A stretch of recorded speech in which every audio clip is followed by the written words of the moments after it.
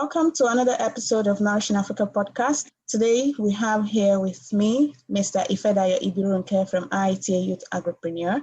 He is going to be talking about the role of capacity building in sustaining your agri-food business. So, Mr. Ifedayo, please introduce IITA Youth Agripreneur, what you do, and then we'll take the discussion from there.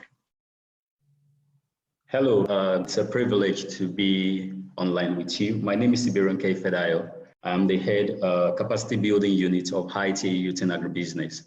The IITA Youth in Agribusiness was a model that started in 2012. It was an idea that came from Dr. Interayan Saginga, the Director General of IITA, to see how young people who are unemployed and are graduates can be fully engaged and retained in agribusiness. And the model simply entails a 5-level process, which talk about the selection, the criteria and selection and mobilization of youths. Second, after which the youths are made to pass through a training process on agribusiness development and support skills that are needed to thrive in the agribusiness radar. Thirdly is the attachment to mentors and agribusiness outfit, where you are going to learn the reality of the business itself for a period of time. After which, then you are made to start your own business through funding. IITA also provides some platform through which youths can leverage on some funding, be it loan or grant or even family savings, which some of us have done. Then after which they continue to provide backstopping services to monitor the business growth. Thank you so much for that introduction. So we go into the discussion properly now. And I have a question on what capacity building really means when it comes to the agriculture and food landscape. When you think of capacity building, what should an entrepreneur think about? Capacity building is the process by which individuals or organizations or farmers or entrepreneurs, agripreneurs, be what form, can improve on their deliverables. The deliverables could be in terms of profitability, could be in terms of operational of the business. To bring it home, we can say capacity building is simply, for example, as we talk of COVID-19 right now, most of the businesses, small scale and medium scale businesses, are unable to perform to full capacity at which they were performing before. So capacity building to them right now is to make the efficient use of their time right now, to see how they can take their business to the next level, either during this crisis or after the crisis, which in turn will mean adding a potential value to themselves or to the business. So summarily, capacity building is a process by which you add value to yourself or the business to take it from point A to point B in a profitable and a sustainable manner. Thank you so much for that. And then, why is capacity building important for a business? So I know you've touched about how it improves the profitability and it helps the sustainability of a business. But I want you to dwell more upon what weight does it have to help build a sustainable business when you say you are building the capacity for yourself as an entrepreneur or even that of your staff? From my experience, capacity building initiatives, one of the core areas of capacity building initiatives is to identify the gap. And we call this a reality gap or reality check. There is always a gap between where the position of a business and the next level of the business. So the first thing a capacity development initiative has to offer is the reality check, which we call the reality gap. An entrepreneur who's into poultry farming before COVID-19 issues will have this production and then supply to customers at a reasonable scale. They discuss price and then they're setting off price, which makes sure that the farmer can at least get some profit for himself. But during the issue of COVID-19 restriction, and then we have movement restriction, and there is a downturn in economic activity of the country, most of the entrepreneurs right now are limited to what they can do. And so what capacity building will mean for this kind of entrepreneur is how he or she can still continue to offer the services of his or her business, even during COVID-19 restriction. And when we say reality check, if we have to work with such an individual, capacity building will be designed around e-commerce or e-marketing. How do you still maintain the database of the customers you have? Because people have to keep eating. The guys that are buying from you, even before COVID-19, will still eat during COVID-19, but they have been limited to access your product. So e-marketing or e-commerce is an intermediary to bridge the issue of distance or restriction of movement. This is part of what capacity development has to offer entrepreneurs who are in business. Another thing capacity development or capacity building offer is to give you a well-informed information that is going to enable you position yourself for opportunities that will arrive either during COVID-19 or after COVID-19. And what do we mean by information? Before COVID-19, we already know there is a huge gap between the supply and demand effect of the economy. And right now, what it simply means is if farms are shutting down and people cannot operate at maximum level, after COVID-19, there is going to be another pandemic, which we are going to be talking about, which is hunger pandemic, which is going to be more than COVID pandemic. Capacity building will now position the entrepreneur to give them information on how well to position themselves for this opportunity, because simply it's going to mean there's going to be a huge gap to fill at that period. So the information could be in terms of the scale of operation, the information could be in terms of market location, the information could be in terms of the best technique to do it or setting of prices. All of these are capacity building initiatives that makes entrepreneurs, that give them the tools they need to take the right decision. Another thing that comes with capacity building initiative is what we call the human resource development. This is a time that people, business owners, business managers, farmers, agripreneurs can take up courses to increase their deliverables. We have a lot of courses online, ranging from soft skills to entrepreneurship skills to business skills, even to financial skills, how to manage management skills and the like. So this is a time for them to engage themselves, to equip themselves the more for post-COVID period. Then lastly, I also like to talk about capacity building initiatives that seeks to address the issue of access to market and relevant technology.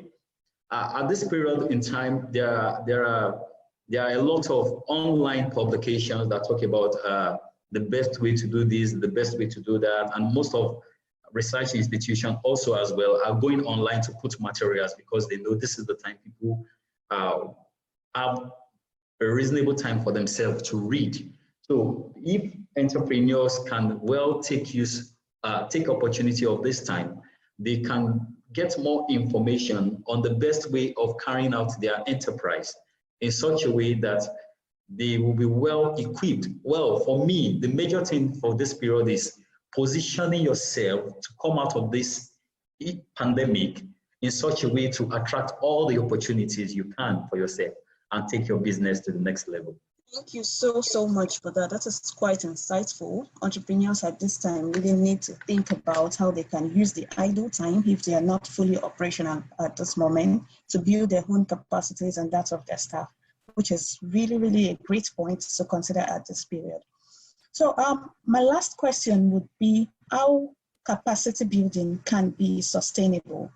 So in twofold, if you can mention a few examples and then tie it down to how capacity building can be a sustainable approach for a SME or agribusiness, no matter how small or how big your business is, how you can really make capacity building a sustainable and long-term plan for your agribusiness towards, ensuring profitability. Okay, for me, this is one of the tools we use to prepare a curriculum to engage people under the capacity development or capacity building initiative. How can most of the efforts of capacity building stay and thrive over a long period of time? First, it has to deal with the participant or the beneficiary or the agripreneur themselves. we have a pathway that we talk about whenever we are carrying out a capacity building initiative. We call it LOR pathway. The LOR pathway is talking about LUR, which we mean L stands for learning, U stands for unlearning, and the R for relearning. This is the first thing we work with people with. Now, for capacity building to be initiative, to be sustainable and have a profound effect on people, we have to take the LOR pathway, which is people need to continually learn. Mistakes in business are learning opportunities for them to find a better way of doing it. And also, the existing entrepreneurs, they need to unlearn some old method of doing things and relearn the new techniques of doing things. There are new technology, there are new ways, there are better management practices of doing things.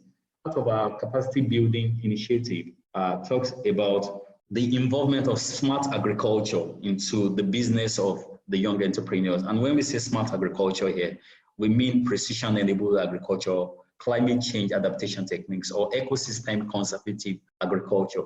I think capacity development initiative will have a profound effect. Another thing we need to do is capacity development intervention should be based on real needs. So which means entrepreneurs have to identify or assess the capacity gap or the business. For most of them, the issue is actually record keeping, how to access market, how to get good input for their production.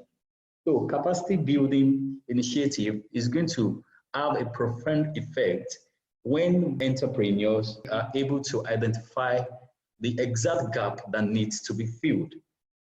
We have an approach that we call SWOT analysis, which any entrepreneur can go online to use.